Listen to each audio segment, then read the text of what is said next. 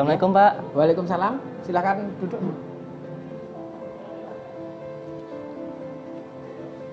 Gimana? Permisi Pak, saya di sini ingin meminta izin untuk melakukan penyuluhan DBD. Karena sekarang ini kan banyak kasus DBD ya Pak. Jadi saya ingin melakukan penyuluhan kepada teman-teman saya. Boleh, silahkan. Kapan rencananya? Hari ini Pak, Oke. Untuk kelas berapa? untuk kelas 11. Oke, silahkan. Terima kasih Pak. Ya.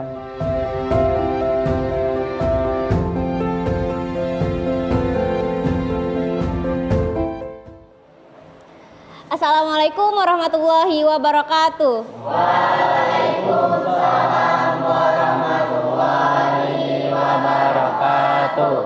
Selamat siang semuanya.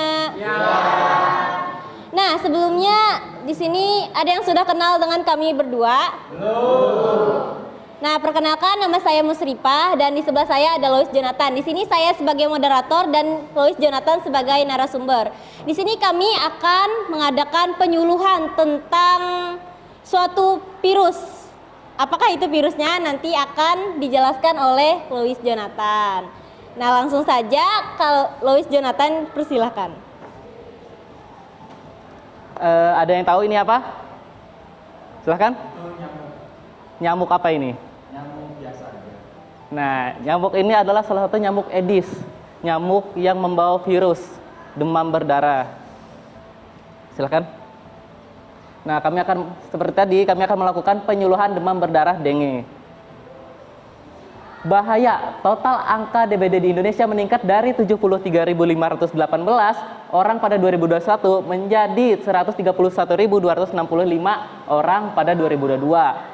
Nah, dari sini kita bisa melihat angka kenaikan dari 2021 ke 2022 itu berkembang pesat atau bahkan bisa sampai 2 kali lipatnya.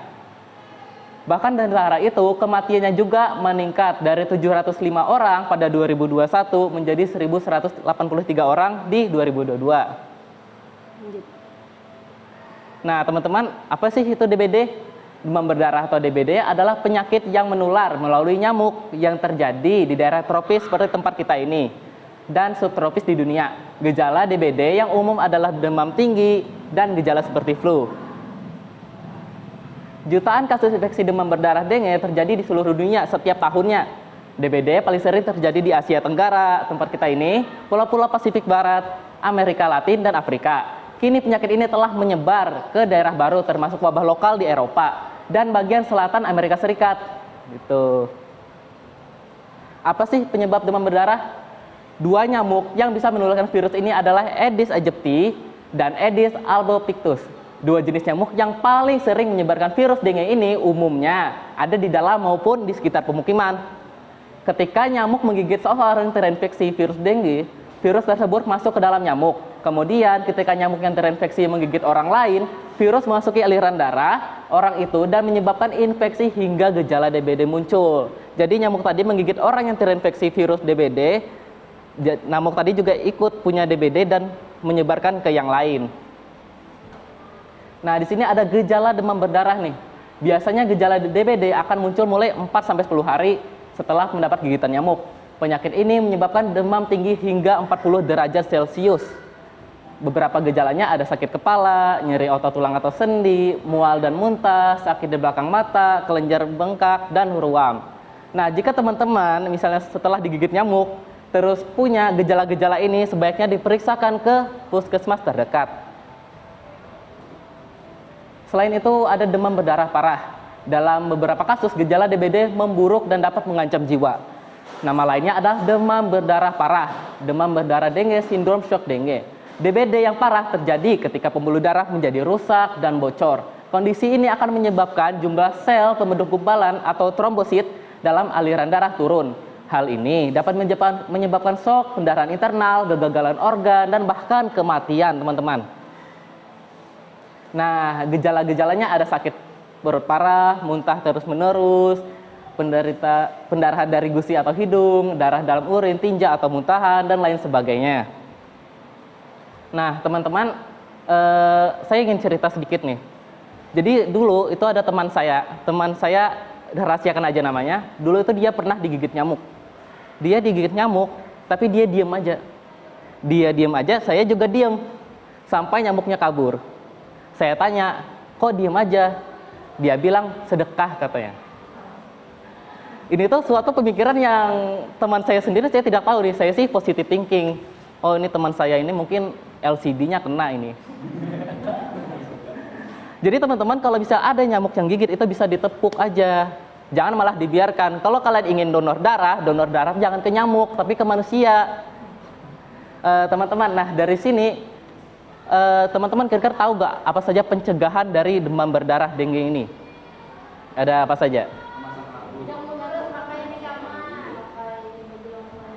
Iya. Benar semua.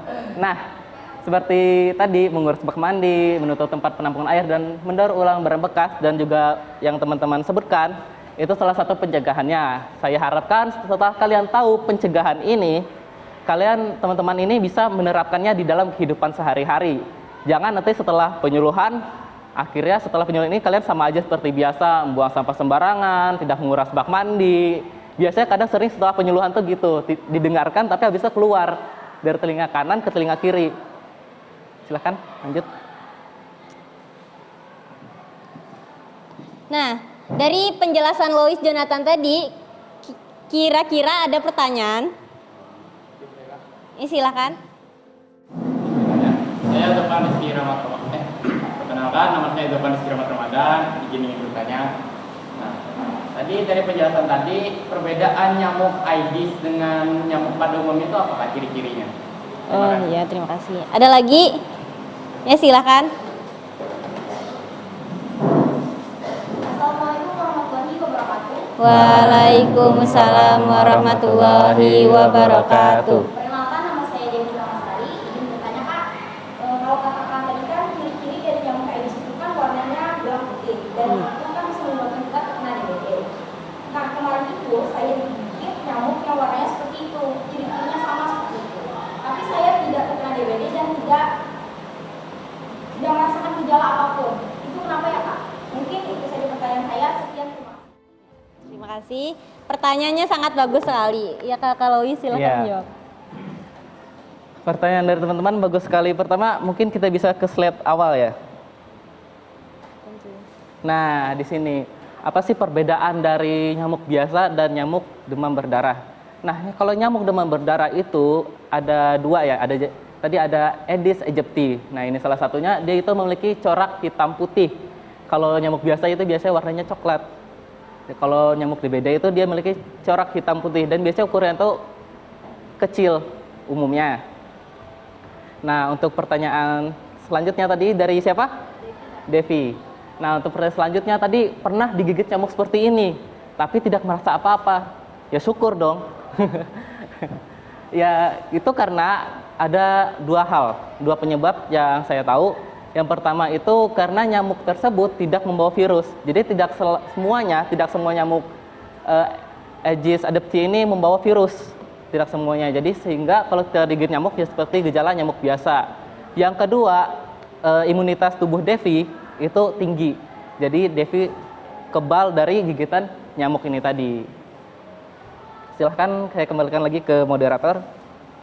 Baik, apakah bisa diterima jawabannya? Bisa ya. Nah, itu saja yang dapat kami sampaikan. Terima kasih untuk teman-teman semua yang sudah antusias perhatikan materi ini. Dan terima kasih untuk Lois Jonathan telah memberikan materinya. Tepuk tangan dulu untuk kita semua. Kami pamit dan jangan lupa menerapkan 3M. Apa saja? Dan mendaur ya. Sekian dari kami. Wassalamualaikum warahmatullahi wabarakatuh. Waalaikumsalam warahmatullahi